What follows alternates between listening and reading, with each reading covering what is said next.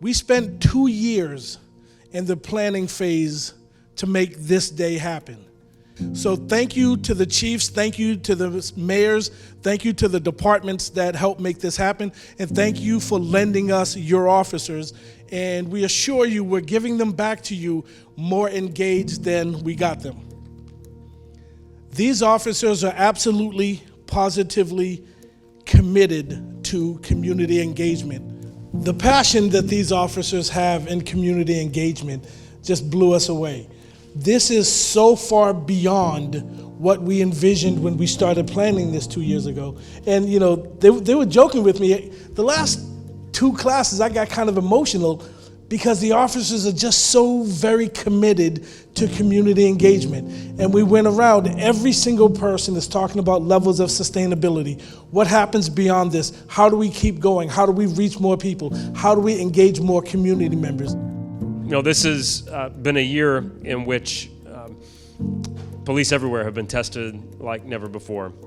So I also just want to say thank you to all of our police chiefs, assistant chiefs, the command staff that's represented here today from all of those towns, to you and to the men and women that you lead and represent for what you do to keep our communities safe, to keep kids safe, and for what you are all doing to think about how we can build that foundation upon which everything else is built in policing, which is that foundation of trust and mutual respect between police departments and the community. And it's hard. I think that's what this initiative is about, is giving our officers a chance with these tremendous facilitators and professionals to engage directly with young people in our communities, to hear directly, to have those unvarnished conversations, to share ideas and have those difficult discussions that can really change perspectives on all sides. Sustainability. How do we ensure collectively that this isn't just a flash in a pan, that inaugural cohort can look back next year, the year after that, and the year after that, and the year after that, and 10 years from now, we're celebrating the 10th anniversary of the program that has now, at that point, hopefully enrolled hundreds and hundreds, if not thousands of officers throughout our region and our community. We understand that fundamentally the law enforcement officers are charged and given the ability to uphold public safety. But the issue of bias in our community, that is not a police problem. That's a societal problem. We can't expect those men and women who are charged with upholding law to somehow, by themselves, without the support of the entire community, to navigate the complexities that exist between our law enforcement and our communities of color.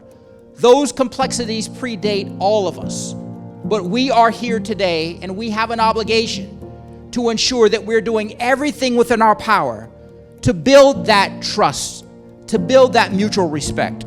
The goal of this program is to enhance the training and education available to our police officers, informed by community perspectives, to build the skills necessary to engage, particularly our young people and communities of color, in a way that leads to the upholding of the law, the mutual respect that is necessary, but also prevents us from hearing and seeing the horrific stories that have gone on for far too long in our communities.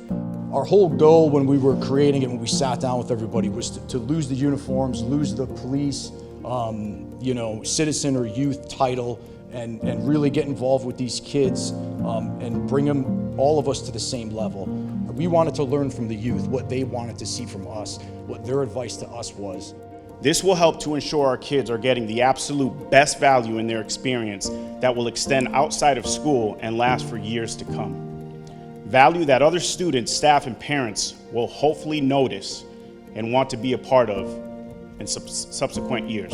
We want our youth to be able to give back to their community and know what it feels like to give back. We believe that it is very, very important as the kids transition from elementary school to middle school that we remain an open line for them. As they move on to middle school, to high school, the same thing. Remain an open line. If when they hit college or they want to go to a trade school, we want to be able to help them fill out scholarship papers, grant papers. So we want to continue that open line of communication with our youths for years to come.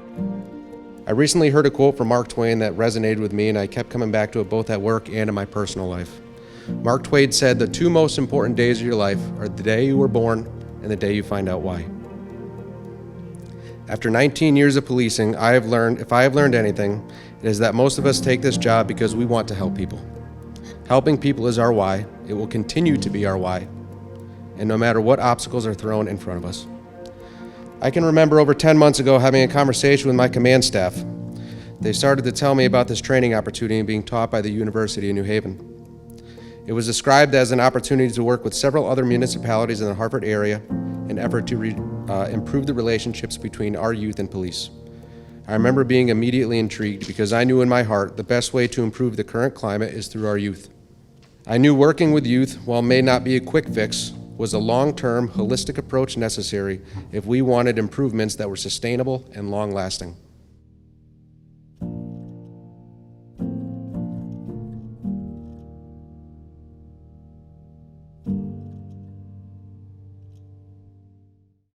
Officer Erica McNally.